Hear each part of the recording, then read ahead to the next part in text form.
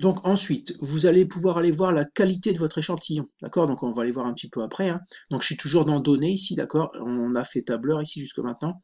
Et ici, vous allez pouvoir aller voir la qualité de l'échantillon. Donc pour rappel, en fait, c'est important pour le vocabulaire. En fait, ici, vous avez ce qu'on appelle les observations. Donc ici, j'ai 28 observations, c'est-à-dire que j'ai 28 personnes qui ont répondu, d'accord? Ça, ce sont les observations.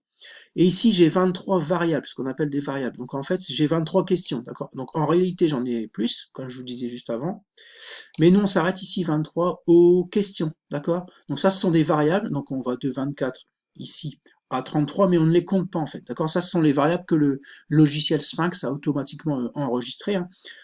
Ici, on a bien 23 questions, donc 23 possibilités de réponse, d'accord? C'est ce qu'on appelle les variables, d'accord? Donc observation ici, variable ici. Donc on va aller voir la qualité de l'échantillon ici. Donc on est toujours dans données, hein. Donc on nous rappelle qu'on a 28 observations, donc 28 personnes qui ont répondu, d'accord? Et 23 variables, c'est-à-dire 23 réponses possibles, d'accord? Donc, alors, ce qui est important ici, c'est ce qui va être indiqué ici, d'accord? Donc, sous réserve de la représentativité de votre échantillon, vous n'avez pas assez de données pour généraliser vos résultats. Donc, en gros, ici, clairement, je n'ai pas en fait assez de personnes qui ont répondu, d'accord? Donc ici, on vous indique en fait, c'est calculé en fait, hein. Ici, on vous indique si vous avez assez d'observations pour généraliser vos résultats. Ensuite, on vous détaille en fait tous les résultats ici, sous forme de, ici, de diagramme secteur. Donc le taux de remplissage de la table des données, donc en fait c'est votre enquête, hein. Donc cellules documentées ici en violet clair, hein, 95,7%, non documentées ici en un peu plus foncé, 4,3%. La documentation des variables, c'est-à-dire le remplissage des variables en fonction du type de question. Donc, est-ce que ce sont des questions fermées? Donc, ça, c'est quand vous avez, vous pouvez cocher des réponses, d'accord? Donc, ces questions fermées, vous ne pouvez pas répondre en saisissant du texte, par exemple.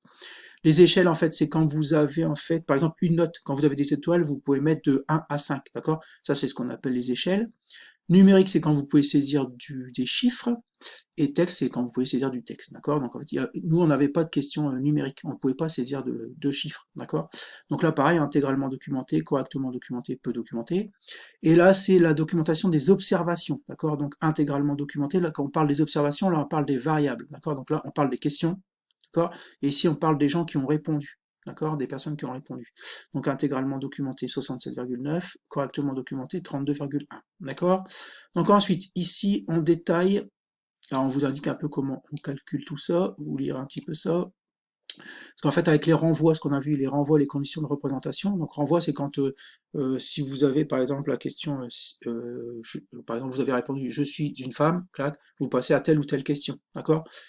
Condition, c'est si par exemple je suis un homme et je suis dans la tranche d'âge, pardon, 29, 42 ans, je dis au hasard, hein. En fait, ça dépend en fait, hein, du renvoi qu'on a et des conditions qu'on a, euh, qu'on a faites dans le questionnaire.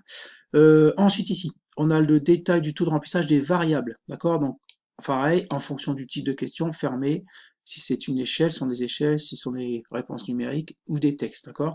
Est-ce qu'on sont intégralement documentés, correctement documentés, mal documentés, d'accord? Ensuite là, on a le détail du taux de remplissage des observations, donc là c'est par rapport au nombre de gens qui ont répondu, d'accord?